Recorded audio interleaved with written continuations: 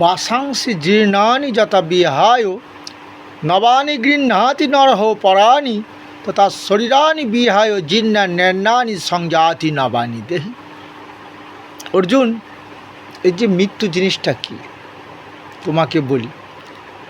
মানবগণ যে বস্ত্র পরিধান করে, সেই বস্ত্রটা যখন ছিঁড়ে যায় আবার নতুন বস্ত্র পরিধান করে। বস্ত্রটা তো একদিনে ছেঁড়ে না, পুরাতন হচ্ছে, ময়লা হচ্ছে, কাচ্ছি, কাচতে কাচতে ফেটে যাচ্ছে। হয়তো তালি দিলাম, সেলাই করলাম, এক সময় এই তালি দেওয়াটা মানে কি জানো, দেহে রোগ হচ্ছে, ওষুধ খাচ্ছি, ভালো হচ্ছে, আবার হচ্ছে, আবার কাচতে গিয়ে কাপড়টা ফেটে যাচ্ছে। তাহলে কি করবে? আর উপায় নেই, নতুন একটা কাপড় কিনে নিয়ে বাজার থেকে ওই কাপড়টা তোমরা পরিধান করো। তো এই দেহ, ওই যে দেহীন হস্মিন যথা দেহে কৌমারং যৌবনং যারা তথা দেহান্তর প্রাপ্তি ধীরস্তত্র ন মুহ্যন্তি।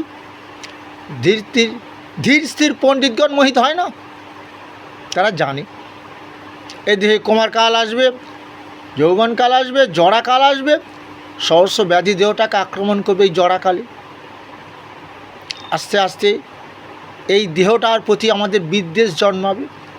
এত সাবধানে থাকি, তাহলে এত রোগ কেন হচ্ছে? ঠাকুরকে ডাকি, ঠাকুর আমরা কি পাপ করেছি? ঠাকুর বললেন এটাই তো প্রকৃতির নিয়ম রে।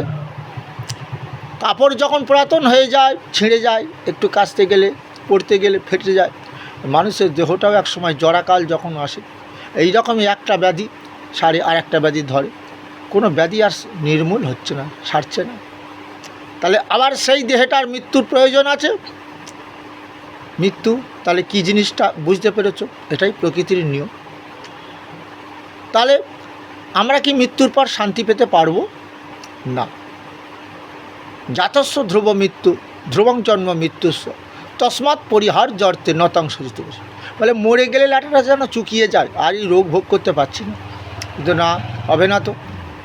অর্জুন, যে জন্মাবে তার মৃত্যু হবে, মৃত ব্যক্তির পুনর্জন্ম হবে। তাহলে পুনর্জন্ম যখন হবে, আবার সেই রোগ শোক, এমনকি পূর্ব জন্মে যদি পাপ কর্ম বেশি হয়, পরজন্মে গিয়ে আবার সেই আরও রোগ শোক ভোগ করতে হয়। এটা তো জানি আমরা, কারণ ভগবান সেই জন্যও আবার বলেছেন, কি বলেছেন? কৃষ্ণ ভজনে হয়, চৈতন্য মহু বলেছে, কৃষ্ণ ভজনে হয় জীবের পাপ মুক্তির কারণ, কর্মভোগ রোগেতে ঔষধ রস। দেহ দিয়ে অনেক পাপ করেছো, কৃষ্ণ ভজন করো, করে করে দেহ পাপ মুক্ত করো, রোগমুক্ত হয়ে যাবে। সেই কৃষ্ণই সমস্ত রোগমুক্ত করে দেবে। বললেন না, কি বললেন? অপিছেদস্যি পাপে ভা সর্বে ভা পাপকৃতম সর্বাং জ্ঞান প্রলোভেনই বা বীজিনং সন্তরুষি। যদি তোমরা অধিক পাপাকারী হও, আমার গীতা অমৃত পান করো, পাপ সমুদ্রে ডুবে মরবে না। অর্জুন, দেহ পাপ মুক্ত হবে, আমার গীতা শ্রবণ করে পাঠ করি, মৃত্যুর পর পরমোক্ষ লাভ। কিন্তু আমরা যে মৃত্যুর পর গীতা পাঠ করি, কারু কতটা তার পরম মঙ্গল হবে জানি না বাবা। কারণ শাস্ত্র বলছে শ্রবণং কীর্তনং রবি বিষ্ণু শরণং পাদ সেবনং অর্চনং সক্ষ দাস্য সক্ষ আত্মনিবেদনম। তাহলে এখানে আমরা কি বলতে পারি? সেই গীতা শ্রবণ করতে হবে, পাঠ করতে হবে, ভজন সাধন করতে হবে, এইভাবেই দেহ পাপ মুক্ত করতে হবে। এটাই আমাদের নিয়ম শাস্ত্রের।